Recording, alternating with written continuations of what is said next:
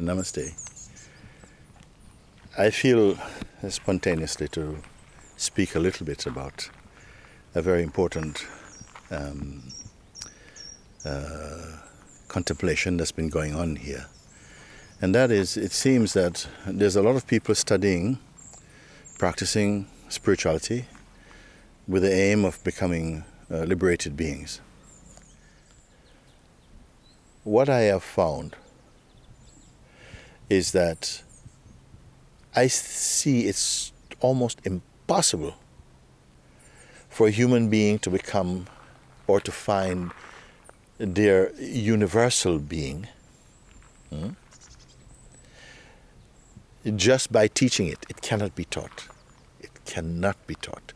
We can help people to be more aware of each other, but the reflex just comes back very often to the sense of the person and the person's needs.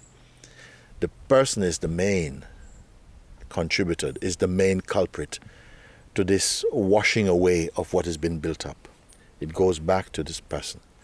And as long as you retain this loyalty to personhood, which is a selfish state, don't kid yourself that you're in some universal state of consciousness. It is not. The only way I have found that one becomes truly universal is when it comes through grace, it comes through the liberation that arises from the inquiry into the nature of oneself, and you come to see completely clear in the heart your true position as the formless consciousness to whom all these senses and mind report, or they play out in the presence of this uninvolved consciousness.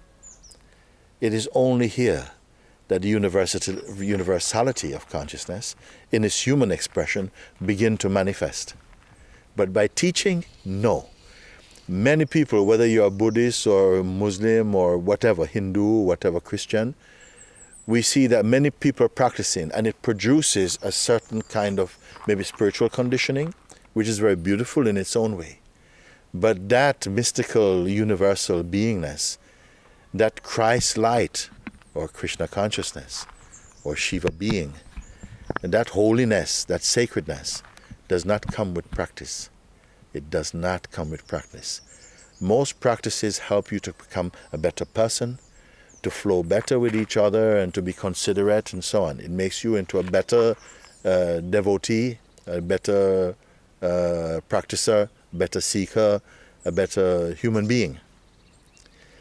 But in the awakened state only does one reflect and radiate this universality.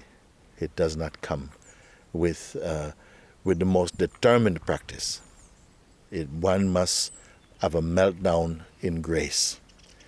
You must be replaced, your personhood must be replaced by pure consciousness. And pure consciousness is not without feeling, it is not without emotion, but it is functioning in a completely different way. So I don't want to talk about it like there's something you can emulate in that way. You must die to yourself. You must surrender everything. Don't hold anything back, because this is another trick for many seekers. You think you have got to a certain stage and you start to feel comfortable with yourself. But there's still things inside that needs to perish, that needs to burn off. Your personhood commitment. When I say that, I don't mean that your normal tasks in life or your sense of responsibility, that can be there inside the bigger consciousness. But any kind of deep faithfulness and loyalty to your egoic identity, it will not work. It will not work. It has never worked, and it will not work. You must completely be replaced, meaning you are being replaced by you. You are being replaced by the God Self. You are being replaced by the Supreme. You may think that your person is valuable, but your person has no value. It is only a dream. It is only something very It is only an apparition. It's only apparent. But only as you come out of it, you'll see the deficiency of personhood. Reflect on this, please. Okay. Namaste.